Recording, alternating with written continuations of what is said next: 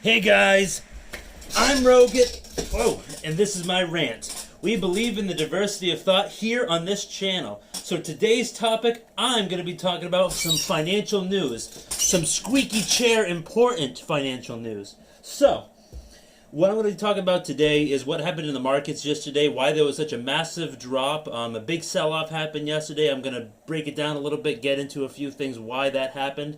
But before I do, if you like content like this, hit that like button. And if you don't, you know the deal. Okay, so let's get into it. So the Dow, it fell by over 1,800 points yesterday. That's a huge drop. That's about almost a 7% drop in the current valuation of the Dow Jones at that time.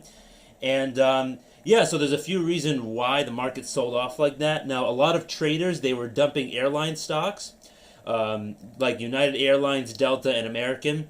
And then also big cruise lines like Carnival Cruises and Norwegian Cruises followed suit. And a big reason for this was that the comments Jerome Powell made recently about the state of the economy spooked the markets. And then also that people were, like, the market got all nervous because certain states that are trying to fully reopen right now, they're seeing more flare-ups. There's some in Texas and some other states. So that's a big reason why that was happening. And then some other retailers also had major sell-offs like Gap and Kohl's.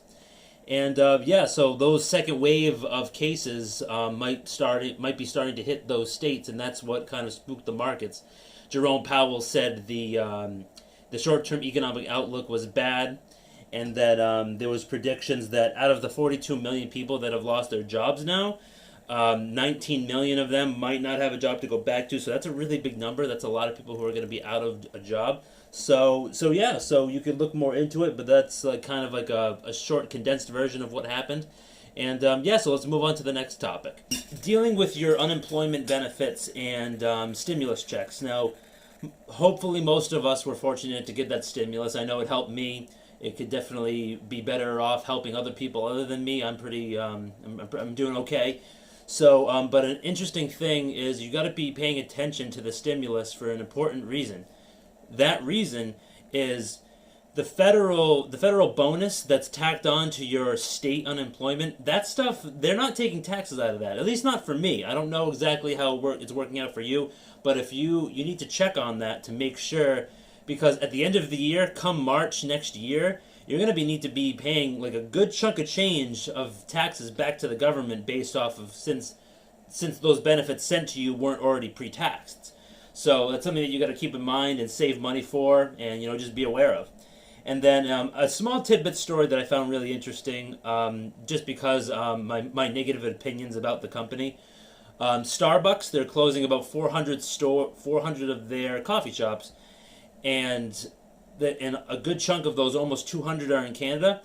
And the reason I want to bring this up was that I think some people are starting to smarten up and say, well, I'm not really working, and I don't think I should be paying $7 for a cup of coffee where I could go to, McDonald's or cheaper options like Dunkin' Donuts. That's around where I live.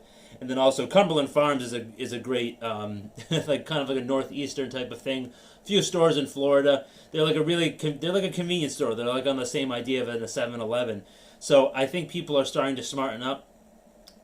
And I like this news because I don't like Starbucks. I don't like their political ideology. I don't like the people who run the company, like the way they think and stuff like that. That's just my personal bias getting in the way of that. But there's cheaper options if you want your coffee, and if you want to save more money, you can make coffee at home for fractions of a cost, like fractions of the cost of a coffee. If I can speak today.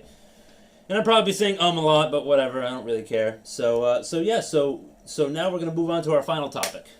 The last thing I wanted to say in closing was all of this volatility, it's one day. Like, I'm currently recording this video. It's not even 9:30 yet, so the market's not even open. We're just going to have to see what happens over the course of today and the next week to see if this trend continues. Right now that I'm looking at it, right now Dow Futures is up about 550 points, but that's just the predictions of what the market will open at and behave today, so that's something that we have to look out for. But getting into my next video that's going to be coming coming up after this one, I'm going to make a precious metals focused video. I haven't made a video like this in a little while, but I just want to talk about some of the things that, why I like to invest in precious metals, why I recommend that you have it part of your portfolio. And being that it's a hedge against inflation, because there's so much money printing going on right now that our debt is exploding. So I just think that they're especially important. I wish I had started investing in them sooner, but it's been about a year since I've started investing, so I'm pretty happy with that. All right, guys. So squeaky chair included.